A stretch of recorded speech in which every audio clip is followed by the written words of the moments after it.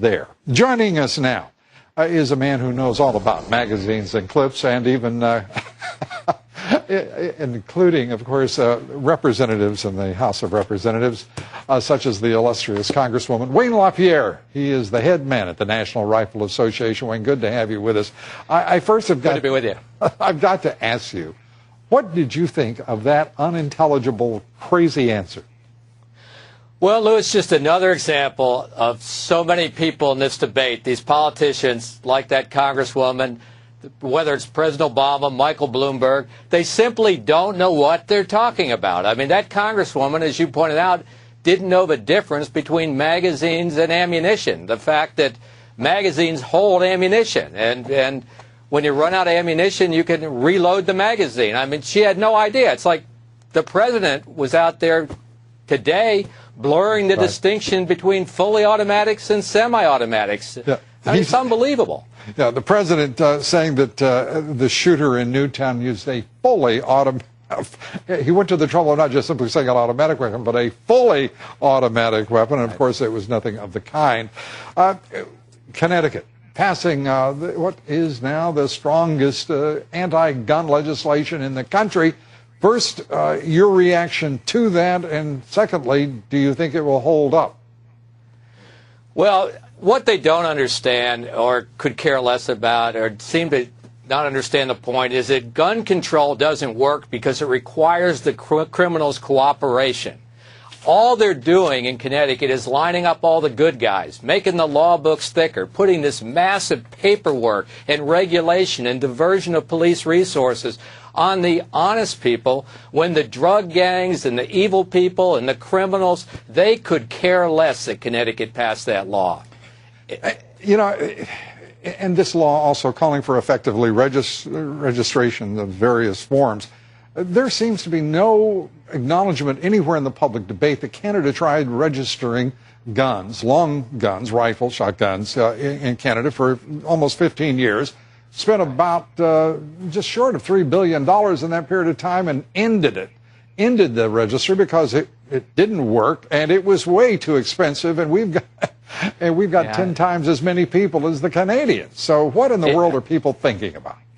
Well, I mean, they're not. I mean, it's this mindless attempt to just keep attacking the Second Amendment and not have an honest conversation about what works. I mean, who all this ends up applying to is you and me. I mean, we end up, the law-abiding people, having to deal with all of it. I mean, I've seen the pattern before, though.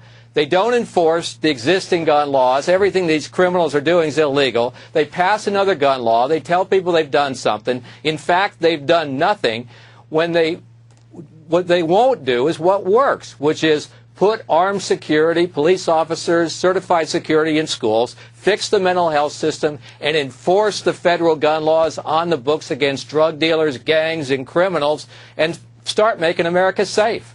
Yeah, and when Wayne LaPierre says start enforcing those laws, the three worst jurisdictions in the country in failing to prosecute felons, criminals, for the attempted and in many cases the purchase of guns illegally, over 15,000 of them, they have prosecuted exactly 44 of those cases in this country under this administration, this Attorney General.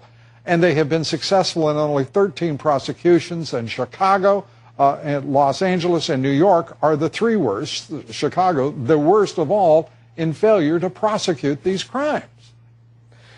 Yeah, I mean, the American public ought to hold up a big sign everywhere President Obama goes saying 90, because of 90 federal jurisdictions in the country in terms of enforcing the federal gun laws. Chicago, despite all the horrible crime going on there, every night is 90 out of 90, dead last.